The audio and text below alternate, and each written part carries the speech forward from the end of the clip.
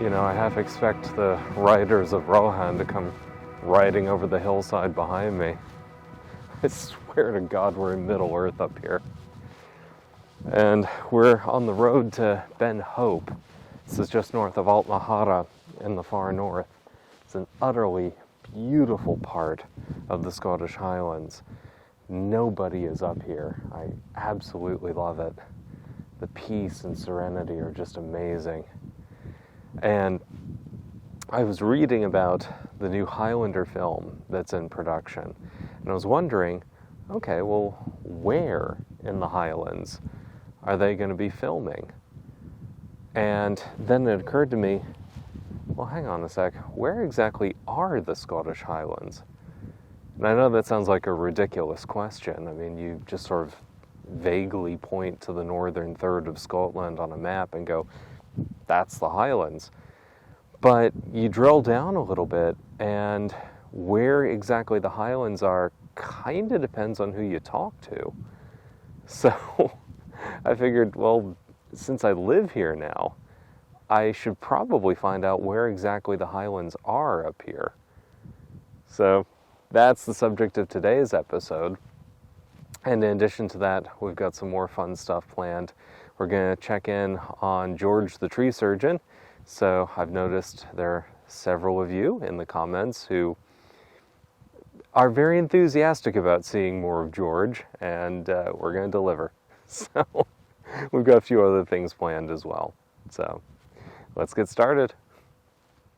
Many people dream of returning to the home of their ancestors, Scotland. Last year, in 2025, I fulfilled a lifelong ambition and bought my dream home in the Scottish Highlands. I've made some incredible new friends along the way, and now, in 2026, I'm letting go of the past and building a new life for myself as I explore this amazing land.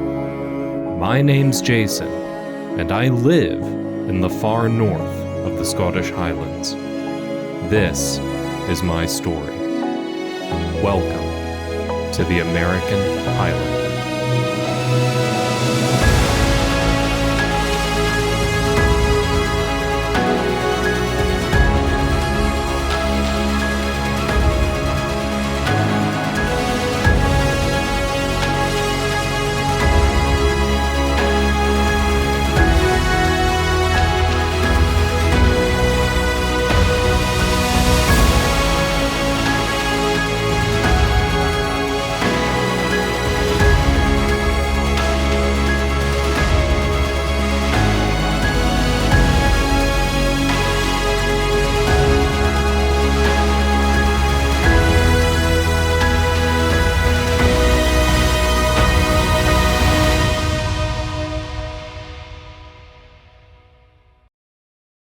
The sponsor for today's video is a cat food company called KatKin. Now, you know my rule. I won't allow a paid sponsor on my channel unless it's a product or service that I personally believe in. It has to be something that I think would genuinely benefit you. So if you have a cat, or if you know someone who has a cat and you were thinking of getting them a gift, don't fast forward just yet. Here's the deal with KatKin. When a sponsor pays to appear on your channel, they give you a whole list of like talking points that you're supposed to hit. Whatever, I don't care about those. Here's what I care about as a consumer and as a cat parent, or cat servant is probably more accurate. Number one, is it better than food I can get at the store? Is it healthier? Does it have more nutrition? Is it tastier? Is it just better for my cat? And then number 2, will my cat actually eat the food? Because all the other talking points and song and dance are irrelevant if my cat Annabelle won't actually eat the food. So it's kind of interesting when you do a cat food sponsorship, because ultimately you're not the one who's in charge of whether or not it works. Your cat is. So we tried KatKin with Annabelle, and she is a very fussy eater. Here's what happened. I hear the princess. Yep. Okay, princess. Here we go. Oh, look. And she's straight on it. Oh my goodness. Oh, wow. Is that nice, Annabelle? Yummy.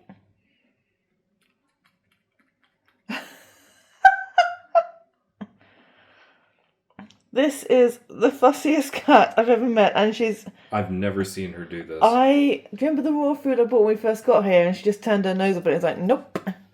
I've honestly never seen her do this.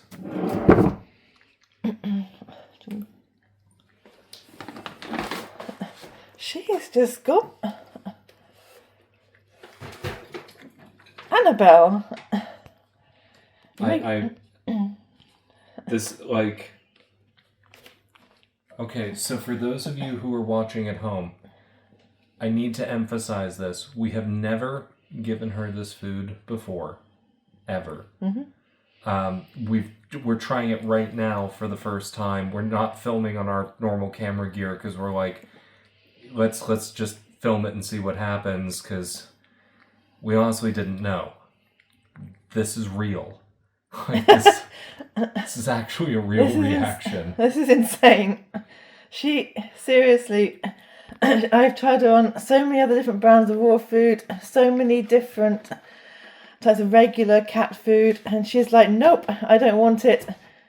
And she's just walked away. This one, she is gobbling up. She is legitimately chowing down on this. I mean, she can't leave it alone. Oh my goodness. Because we've had Annabelle now for 4 or 5 months, and legitimately we have tried everything. We're kind of at our wits' end. We've tried... Honey, is your fingertip blocking the camera? No, it was, but it's not now. It's fine. Okay.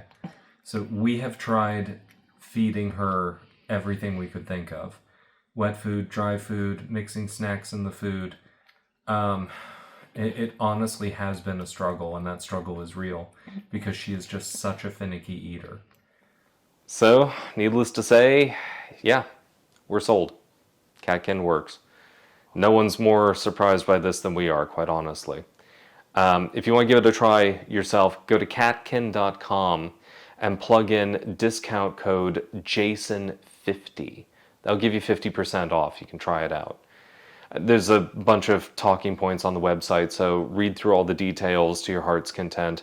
I'll put a direct link in the video description and in a pinned comment. So if you use that link, that way KatKin can track how many orders actually came from people watching this video.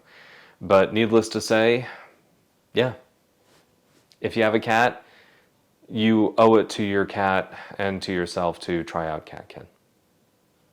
So let's get on with the topic of today's video, namely, where are the Scottish Highlands exactly? Okay, where are the Scottish Highlands? Coming from America, I knew the Scottish Highlands were somewhere in the northern third of the country, so maybe something like this? But then I looked online, and the internet says the Highlands actually look like this. And that makes sense, since that basically follows the topography. Except then I did some more digging, and the internet also says the southern half of what I thought was the Highlands is actually the Grampian Mountains.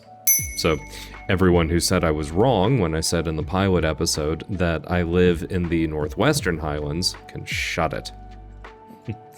Here's the thing though, go a little bit further on the internet and even locals who were born and raised in Scotland can't agree on where the Highlands are.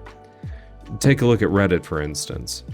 We've got multiple definitions of what constitutes the Highlands. One guy points out that the Highland Council line is different from the geographic line. Another guy says the Highlands are north and west of the Great Glen. So then the Highlands are this? A couple of other people say the Highlands are north of Perth, but not as far east as Murrayshire. So then the Highlands are this? There was even one person in the comments who said, I'm not in the Highlands, here in southeastern Sutherland in the far north, because Goulsby is a low-lying coastal village, not inland at elevation. Whatever. Now, you might think this is all silly, but it does kinda matter. From a marketing standpoint, branding and awareness are huge. Everybody's heard of the Scottish Highlands, and that can make a massive difference in attracting the almighty tourism dollar. For instance, nobody's heard of the Southern Uplands, which is a shame because it's an utterly gorgeous part of the country. Meanwhile, if you're here in the Trossachs, or thereabouts, is that the Highlands? Even though it's all the way down by Glasgow? And what about the mighty Cairngorms? If they're the Grampians, are they still part of the Highlands? If it's a matter of elevation above sea level, well, then who wants to tell Caithness that they might not be part of the Highlands? So, there you go. We live in a country where no one can quite agree on where its most famous region is. The one thing we can all agree on, however, is that Dingwall doesn't exist. I'm Jason, and I live in the Scottish Highlands. Maybe.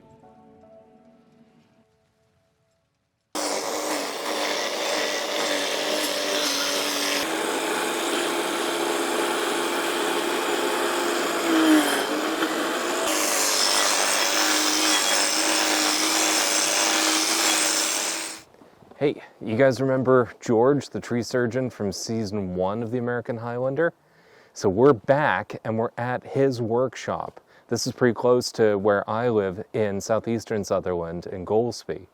And I just discovered something really cool. In addition to being a tree surgeon, he also creates bespoke pieces of furniture. We were hanging out in his office and I saw these incredible wooden pieces of furniture. And I asked him, how much did he pay for them and where did he get them? Because I was thinking, maybe I would get some of these. And he's like, I didn't pay anything. I made them. I went, you what? So he actually makes this incredible furniture that you're seeing on screen right now. So I asked, hey, can I film you turning a block of wood into a piece of furniture? And he's like, yeah, sure. So this process takes a little while, but we're going to document it over a series of several episodes so that you can actually see the evolution from a piece of, in this case, Skibo wood, Google Skibo Castle, and into a final product. So let's take a look. You have to have a knackered car somewhere. Well, I went to art college. Cool. So I did 5-6 years at art college and stuff. So I learned to do portraiture, everything, like a master, basically. And then I went off into, I liked painting, but I prefer using my hands more. So I'm working three-dimensionally. So, I went down to Carmarthen and did a sculpture course down there. And then I just went, well, I can get loads of wood and do that.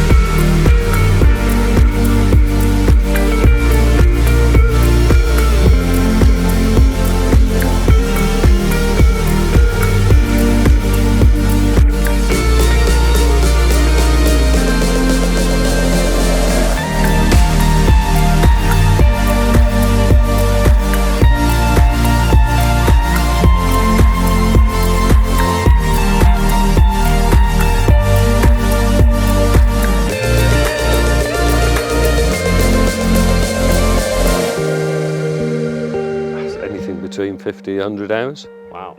It depends on the finish. It's my meditation, you know what I mean? Yeah. I mean, I'd love to just do this all day.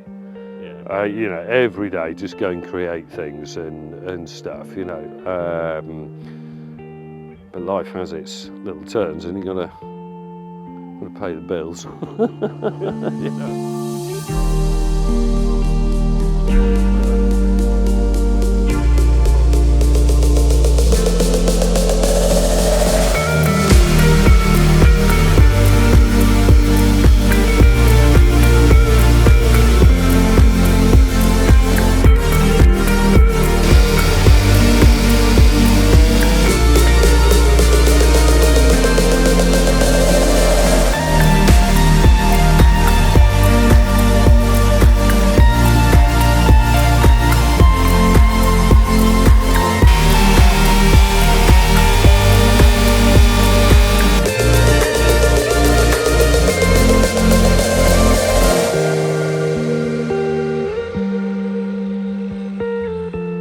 So what you just saw was authentic, bespoke wood furniture being created by George.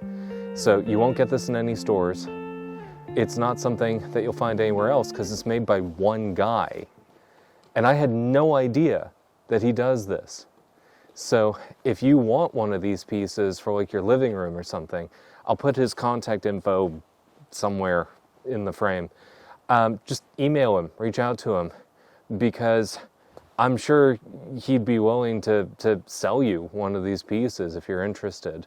And it's something that is bespoke, not just to Scotland, not just to the Highlands, but my hometown with someone that you've seen and interacted with in this series. So it's about as unique as it gets. So anyway, if you're interested, yeah, just reach out to him. And I think it'd be really cool if you got one of his pieces and showed it off in your living room or your kitchen or something like that. Okay, I'm currently outside my front door, and that green haze you see in the sky, those aren't city lights. Those are northern lights. The aurora borealis is out in force tonight. Oh my god, look at it spreading right there, right now.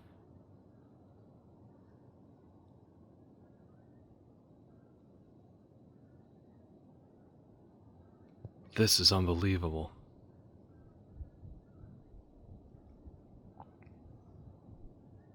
As a kid, one of my passions was astronomy, astrophysics. Like so many of us, I stared up into the nighttime sky and just marveled in wonderment at what I was seeing. But I had never seen the northern lights. And now, tonight, I'm standing outside my front door in the far north of Scotland. And I'm beholding the northern lights.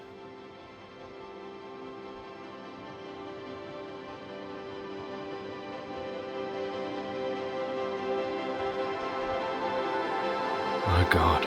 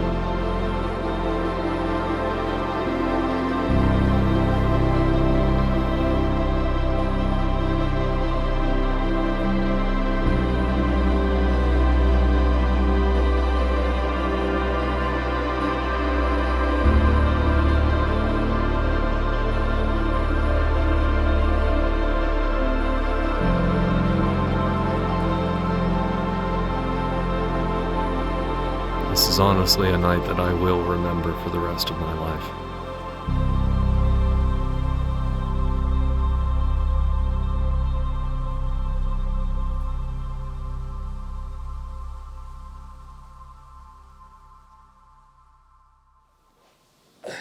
Hey, I got a comment recently that frankly annoyed me, but I think it also creates an opportunity. And this person said that I was using camera tricks and editing tricks to make the Scottish Highlands look better than they actually are. What? What? No. Look, I've been filmmaking for a while. I'm completely self-taught as a filmmaker and as an editor. So yes, I know my way around camera gear. But let's get a couple of things straight here. That scenery that you see behind me, it's the Scottish Highlands, for God's sake. It's one of the most beautiful places on earth. It doesn't need to be dressed up. Now, yes, I understand shot composition, lighting, etc., because this is my passion. I've been filmmaking for quite some time. And you have to know the rules before you choose which rules you want to break stylistically. But anyone who is a filmmaker will tell you that I film this very, very simplistically. And that's a deliberate choice. I don't film in log, I don't color grade, I don't use LUTs. I've only used artificial lighting twice since I started this channel. Everything else has been purely natural lighting. I filmed this in 8-bit Rec 709. Like, this is about as basic as it gets. And it does give me an opportunity now to try something that's been in the back of my mind for a while. And I want to see if you guys like it. One of my favorite activities is to just go for a country drive. Doesn't matter where. Just get in the car, pick a direction, and go.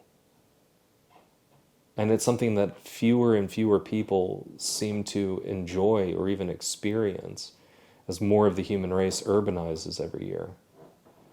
So, one of my favorite drives is the A839. It splits off from the NC 500 here in southeastern Sutherland and goes inland to the town of Lairg. Lairg is known as the crossroads of the far north. It is a beautiful drive, one which you'll never see unless you get off the NC 500. So, I took a chunk of this drive the other day from the village of Rogart to Lairg, and set up my phone with the sun in the wrong position. One of the most basic concepts in cinematography is something called backlighting. Basically, you place the subject between your camera and your light source.